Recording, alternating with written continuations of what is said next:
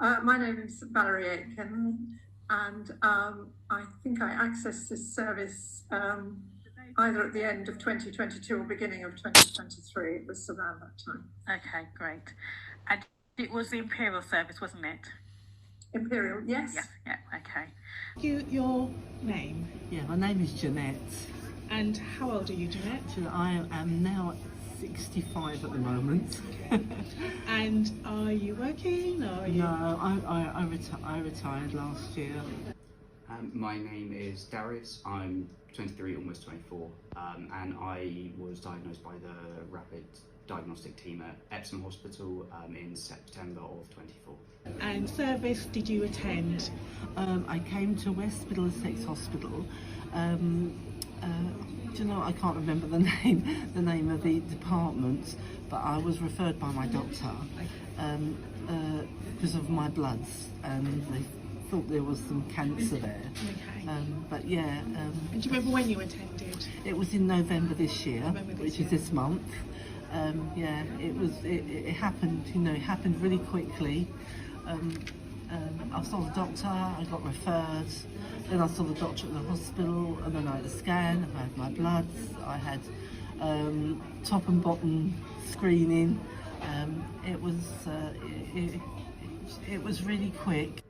So it started quite a long time before the actual diagnosis. It was all the way back in March. I was actually going on holiday and I had some lower back pain, so I went to physio, and he just assumed it was sciatica, kind of nothing that serious. So I went away because I didn't want to interrupt my holiday, and while I was on holiday I was getting recurring pain in my legs and in my back, so I thought that it wasn't normal, so I made a GP appointment online for when I got back, and that was at the end of May. Okay, and so this back pain that you had around May, had you had those concerns before, or was this the first time that you'd had them? No, this was the first time I kind of ever really had anything in the form of a back pain. Well, for quite a while really. I'd had during COVID, I had a colonoscopy, and I don't know that I could never quite put a finger on it. I was very anxious, and I was also having some blood pressure issues, which I shouldn't. I've got a chronic renal condition, so there was that, and I began to lose weight, but the anxiety got worse and worse, really. And so I did. Initially, I just had conversations with my GP, she was very helpful. But then she thought it wise to put me on this pathway. And what was it that first concerned you that you went to your GP? It was a doctor. The doctor was worried about my bloods. So it was a routine blood check? Yeah, a routine blood check, and they just said that there's something wrong with my bloods. So you had no concerns, it was just the doctor that Yeah, I had no concern. I did feel very weak, and it was just I just didn't feel 100% of, you know, but that was all. When the doctor sort of took blood tests, and then it went from there, and they kept checking me, which I wasn't really aware that they were checking me. I was just going in for bloods. I just thought they just wanted my blood, but yeah. So I just kept going in, and then that's when I got called in to say, well, actually, you know, we need to send you, and it's like it's like over. I think it was. He said like within the 2 weeks, you'll find out about everything, but it wasn't. It was much sooner than that. So the first GP appointment, I was sent to see an in-house physio. I was late for the appointment because I hadn't left enough time, and I was limping at the time because I was in quite a lot of pain. And when I arrived, the physio who saw me seemed to comment on this because I was late, and kind of again dismissed it as sciatica. But at that point, I did have quite limited mobility, and I was in a good amount of pain. I went back quite a lot of times over a few months. Obviously, it was up until September. How many times? Do you remember how many times you went back to your GP? I'm not certain how many I'll have. More than 5? Yeah, definitely more than 5. Okay. It was quite a lot of times, and every time it was sort of the same thing of you just have sciatica, you're only young, and I think while it worked to my benefit for the cancer, because I was young, they kind of just thought, well, it couldn't be cancer. Okay. And I did see a private physio at the time, because my parents were on holiday when I got back, when I had my first GP appointment, but then they got back from holiday and they were like, you need to go see a physio, it's you're limping really badly. And obviously they're a lot more aware of quite how bad it was. And the physio had, over the course of those few months, sent a couple of emails to my practice recommending bloods and scans as well, which took quite a long time. So. Oh gosh, I've had so many appointments. It was all really quite quick, within a month, I would say. Okay, amazing. Yeah, I mean, I felt it was that the response was quick. Yeah, I can't remember the exact. I'm too old now to remember the exact. It was less than a week and a half. It was amazing. It was actually amazing. I was in that time frame. I was really worried, because I had a lot of anxiety, because I've never had it done before. The top and the bottom, never had it done before. But you know what? West Middlesex Hospital was absolutely amazing. They really, I mean, I had really bad anxiety, and I did say to them I was really worried, and I do you know what? They were absolutely brilliant. You know, I mean, if someone said to me they'd have to have that done, I would say, don't worry about anybody else, what they say about how it was going to be for them. This is what it was for me, and considering I had anxiety, it was absolutely amazing. I came out of it, I cried, I thought, oh God, I've done it, but yeah. That's amazing. After quite a long time pushing through, I got an MRI scan, and I was at work and I got a call telling me to come into the hospital the next week, but they didn't tell me why. So I looked on my NHS app to see if I'd been sent anything, and I actually had, for some reason, we don't really know why, the radiographer's note from the MRI had been uploaded onto my note section, so that's how I found out my diagnosis. Oh, well, it wasn't the actual diagnosis, but it was likely cancer in quite a lot of detail about what had actually happened in my lower back. So I got the phone call, they asked me in for the hospital, but didn't tell me why. Okay. They were wanting me to come in. I knew it was for the MRI scan, but they didn't tell me anything else. And then I looked on my app and I had the note there. Well, when I was at St Mary's, I saw a nurse practitioner. Yes, Okay. It was a very well conducted appointment, and she explained very well, because I had gone through a lot of these clinical processes, and she and the rapid access team decided to sort of go back and go through it again, really. Yeah. So it was a question of understanding that they wanted to review what had been done before, and check out that they hadn't missed anything. I think that was the message that she gave me most of all. And do you remember what tests you had when you came to the clinic? I had blood tests, I had a scan, and that was the very first time my appointment, and then I just waited, I think 2 days or 3 days to come in and do the bottom. I spoke to the doctor afterwards. The doctor rang me, and she's really nice, the one I saw before, and she gave me all the results, which was amazing in that length of time. It just, it was it was amazing. Sorry, it's just a word that I have to say, because it was. So when I went to the hospital, I initially was seen by a neurologist, which aren't sure why, because it was in my lower back. But the neurologist we saw was really helpful, and he was quite irritated by what had gone on in everything. And he said that he was going to try and get us referred through to the cancer team. He did actually say it may take a few days, but we ended up getting referred to the rapid diagnostic team the same day. It was only about 3 hours after we saw the consultant, so that was really nice, and it was kind of the first time I actually had something. Okay.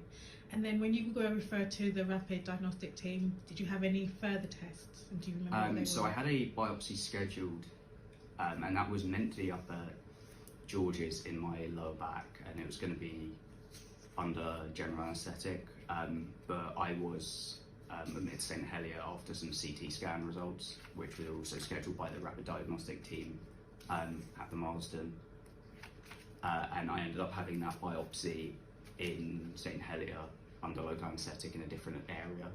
So that ended up being a lot easier, but yeah, they immediately sent me off for a CT scan. It was the first thing that was scheduled, was the PET CT at the Marsden, and then after that was the biopsy. I had blood tests, I had urine tests, I had, I think, and then before I had the procedures, so then I was referred to, I don't know if this is the right moment to say this, but I was referred to gynecology and gastrology, and they repeated the colonoscopy, and the gynae people gave me an ultrasound. Because there had been some some sort of questionable issues, if you like, particularly with the gynecology. A cyst was discovered, and they wanted to check that wasn't influencing what was going on, because although the registrar that I saw in the clinic was fairly convinced it was benign, they wanted to recheck that and look at whether it was growing or shrinking, and luckily it was shrinking. So that seems to be resolved at the moment, and it's on. I don't have to think about that for a year now. It's been, so that's quite good. Right. To have it that quick, I thought I'd have to wait quite a long time, but the way they done it was really good. And were you happy with the way that the results were explained to you? Were they explained to you in a way that you could understand? Yes. The doctor went over on the phone with me and spoke to me about the blood tests and whatever, and what they found and what they didn't find. And they said it was all clear, and I've been discharged from the hospital. And I thought, that's it. It's done. It's done in that really short time, which is really good. So we had a bit of a mix up with the results. My mum took a phone call in the morning to ask us to go into hospital, but forgot to ask which hospital. And obviously I was between Helier and Epsom. So me and my dad turned up to Epsom, and it was actually at St Helier. But it ended up being quite nice, because we had a phone call in the car on the phone, and it was only about 5 days after I'd had the biopsy, so it wasn't that long of a wait. And that was when I got the diagnosis that it was lymphoma, which at the time was obviously a huge relief for me, as I'd been kind of given the two options of it was lymphoma or sarcoma, and was advised that lymphoma was highly treatable. So because of that mix-up, your results were given to you in the car? Yeah, we're on the phone, so we were just sitting in there, but it still ended up being, it was quite, it was quite a nice thing for me, because it was the first time I'd had that sort of, I can get through this. I'd kind of been outlined already by the team that it was likely one of two, and it was either lymphoma or sarcoma, and one was treatable and is a better alternative, and the other ones are not as nice. And that was kind of my understanding, and then they did explain some things on the phone, but I don't really know how much I actually took in at the time. I was kind of I heard lymphoma, knew it was the better alternative, and I think from that point it was just relief. Yeah, I wasn't so happy with the gastrology conversations. I felt they were a little bit dismissive. I was diagnosed with diverticular disease rather than any cancerous disease, and I had a colonoscopy and is it a Sigmund something or a sigmoscopy? I had 2 or 3 procedures of that. All the stuff that I had done in that regard at St Mary's was very, very good. Okay. And it was clearly, and I get the patient knows best. Yes. Excellent. And I am lucky enough to have a daughter who's a GP, so I can always show it to her. Brilliant. I didn't feel that I was in the dark in any way about it as we went along. Brilliant, it was absolutely brilliant. I mean, I didn't expect it, I just thought it'd be a long, lengthy thing, and I thought that it'll be pushed, like, I thought I'd be pushed through in between people and whatever. It wasn't, they were so understanding. They were lovely, honestly lovely. So for the time the doctor said you're going to send a referral, I got a phone call, I got a letter, I got it was like me being on the end of a conveyor belt in a supermarket, and I was just gone through. And you know, it wasn't too slow, it wasn't too quick. No, and it was really yeah, it was, especially because your anxiety is built up because you don't know. It's a case of let's scoop it all up and let's sort it out straight away, not bringing in lengthy. It was really good. It was really good. So I actually was admitted to the Royal Marsden Sutton the day after. Okay. So I got a call when I got home from that from my CNS at Marsden, and he said he was going to try and get me a bed, and if it wasn't the day after, it would have been after the weekend, but it ended up being the next day. And that must have only been about 2 weeks, I think, after I met the rapid diagnostic team. Yeah. It's explained to you, and the staff at Marsden are amazing, and obviously they explain everything and the course of action they're going to take. I didn't really take any of it in at the time because I'd just been admitted to hospital. I just had the news, and you don't really absorb any of it, but along the way and through, as you're kind of dealing with it, you get to understand it more, and they're always there, and there's loads of services, and they kind of give you every option under the sun to pick and choose what helps you through it. So at the time it was really, really good because I was actually in a lot of pain at the time because one of the lymphomas I had some breakages in my bones, and one of the lymphomas had grown onto my nerve. And it's the rapid diagnostic team did a referral to the Princess Alice Hospice, who managed to get me on the right painkillers. So without them, I would have still been in the pain, and yes, I would have got the treatment, but it was the main thing at the time for me was I was just in too much pain to even, to essentially function day to day. And to be able to get rid of that was pretty quick. They managed to get me on the right stuff, and they were trying out loads of medicines. They're like, if you need anything, and all of the medicines that were going to the GP and stuff, because we had some mix-ups in prescriptions, they were helping with that. So it kind of felt like for once we weren't actually having to go out and do everything ourselves. Yeah. And there was actually somebody else is controlling it, looking out for you, making sure that everything is provided.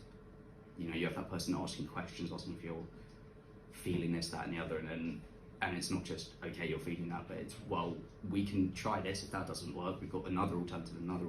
So you just feel like everything's prepared for it, and then you actually feel relatively safe, obviously, given that. As I said, once we got to that point, you're not having to chase anything. You're not having to call anyone up to find out what's going on. With the second we were sent over to them, everything was just sorted, and it felt like it feels a lot more kind of seamless than a lot of the other services. You know, you're not asking loads of questions for things to be done, or you're not asking what's happening. They just tell you, and they've got a plan, and it feels like everything in a hospital should, really, but unfortunately, you know, it's not everything is. Well, I couldn't fault any of the staff at all. Everybody was caring and concerned, and made an effort that you got the impression that they knew who you were. You know, which I think is very important for a patient, to feel that they are recognised and that their concerns are heard, and that was certainly the case. So it was very good. Maybe a sort of rounding up phone call to say, right, well, that's it. We've done what we can, and we're sort of signing you off now. I'm not sure whether I'm absolutely signed off or not. Yeah. I think, or a letter. You know, an email to say we've done this, and this, and nothing horrible has appeared, so we're leaving you back with your GP now, or whatever it might be. Yeah. Okay. I think just a closing thing would be comforting, if you like. Yeah, brilliant. Thank you, Melissa. Yes, it's very interesting. Thanks for inviting. Anything you'd like to add about the service or about your experience with the service? Well, the people, the nurses, the doctors and whatever were really, really good. They're really understanding. When I was going for a scan that I couldn't lay really flat on my back, I needed just to tilt my head a little bit. They were very accommodating, which I was really worried about. When I went in, and when I had an injection to go on the top and bottom, I was worried about that as well. They reassured me. I mean, even the nurse rubbed my arm, and I felt like I was going to cry now. But, yeah, I thought that it was good. It was good. Thank you very much. Thank you. I mean, I don't think it's unreasonable to say that there's a pretty good chance they saved my life. Because of how long it had been, the stage it was at. I was stage 4 aggressive lymphoma, so it was pretty advanced, pretty long, and I think if I hadn't, I do think about it, if I'd just been seen by a normal kind of cancer clinic, that would have been a few days wait to even get an appointment with them, and then past that, who knows how much longer it would have been getting pain medication, things like that. It's it's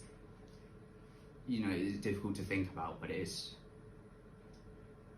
there was probably a few weeks in it, and I think without the rapid diagnostic team, yeah, I would have been in a far worse situation regardless of what the outcome would have been.